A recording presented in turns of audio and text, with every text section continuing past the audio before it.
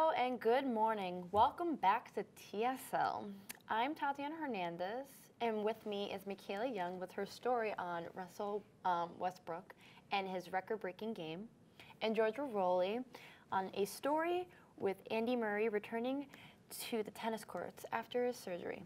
So guys, April Fool's jokes. Tom Brady apparently created a Twitter account just to tweet out that he was going to retire. How do you feel about this?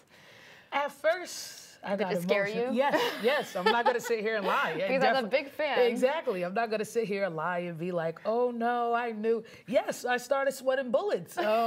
This is the GOAT. I'm a Boston native. Like, come on now. So I was very scared. Yeah, but I figure all these Boston fans sweating bullets. I didn't hear about it until you just brought it up, because like I don't really pay attention to football, so. I just checked his Twitter account, which was really funny.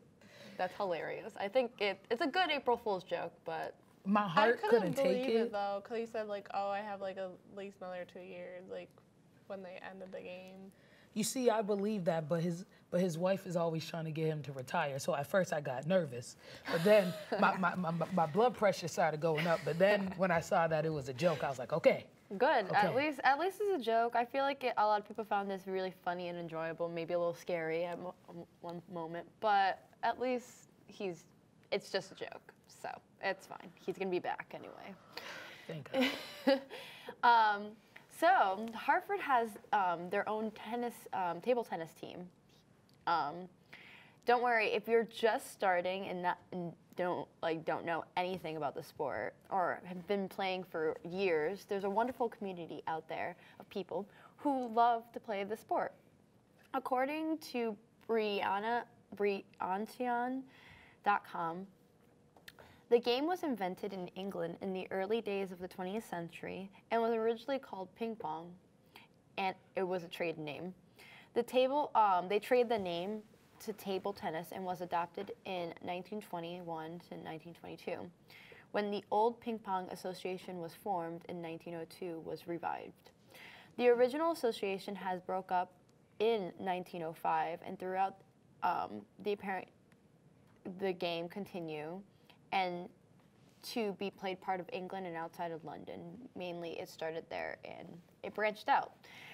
By the 1920s, a lot of people were playing this sport, and continuing throughout the years, this sport obviously has blew up. It's a part of the Olympics, and it has its own league, so you can see it all over the world. There's so many people competing, and it's incredible how they do it. But here on campus, you can join the table tennis club. But if you are looking for a bigger and wide age range community, you can join the Greater Hartford Table Tennis Club. You can check out their website, which is harfordtt.com. And on their website, they said the gym has ability to accommodate up to 6 table tennis with comfortable playing up to 15 players. The club also offers high ceilings, good lighting, air conditioning, and a free private parking. Personally, I don't like to compete, but they also offer teams so they can compete with other people, and also just a general, like, if you want to play and hang out with other people who also love table tennis. So would you guys like to play some ping pong downstairs at GSU, because they even have some ping pong tables there? Here's the thing. I like ping pong, but like I feel like I should be like really good at it, but I'm not. Like, it's too hard. Like, I play tennis, but like the ping pong, like I think of, what's that movie, Balls of Fury or something? Like, I think I should be like that, like whipping it. Like going really fast. Like, I've seen it before. It's on YouTube. Like, there's so many crazy videos of just like people just like swinging. I don't know how people do it for hours. Like, I'll just get bored. It's in the wrist, I think. It's all in the wrist. It's all in the mind. It's a mental game. I'm old. Like. I'm 22. I'm old. So, you know, I can't get the wrist moving like that. Check on me maybe in a couple of years. Yeah. Well, at least if you want to, there's a place down in GSU you can play with a bunch of people. It'll be fun. Now with Georgia Rowley on her story with Andy Murray returning on not table tennis, but actual tennis. The big ones.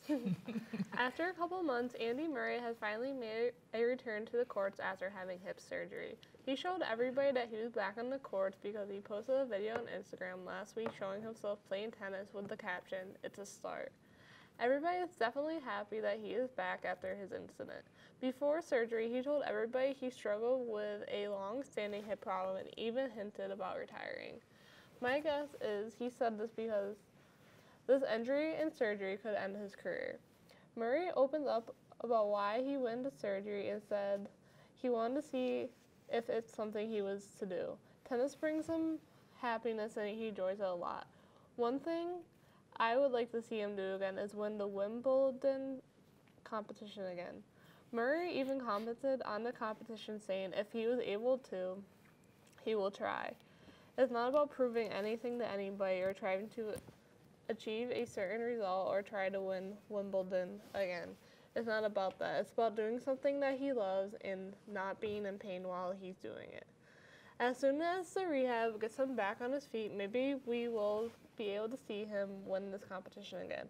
Overall, he is a lot happier than he was 2 months before the operation, and personally, this is a great thing to hear.